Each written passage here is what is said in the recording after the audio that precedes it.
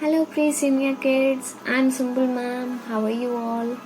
I hope you all are doing good and staying at home. Today I have come up with a very interesting activity for you all.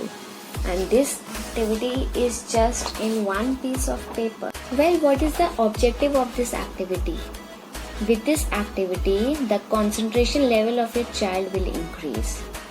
And the material needed for this activity is just only a piece of paper, any drawing paper you can take, and a marker or any sketch pen or a pencil. On the drawing paper I have made 6 rows and 6 columns like this, and I have created certain patterns of the arrows like this. What the children have to do is they have to copy the patterns of all the lines. The patterns of the first line will be copied in the last line, that is the 6th line. The patterns of the second line will be copied in the 5th line, and the patterns of the third line will be copied in the 4th line. I will show you how. I have taken a marker. This is my first line. The first arrow is going towards right, so in the 6th line I will make an arrow towards right.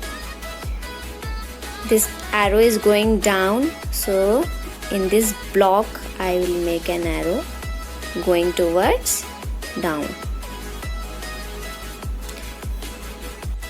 In this way this line will be finished because I have copied the same pattern as they are there in the first line.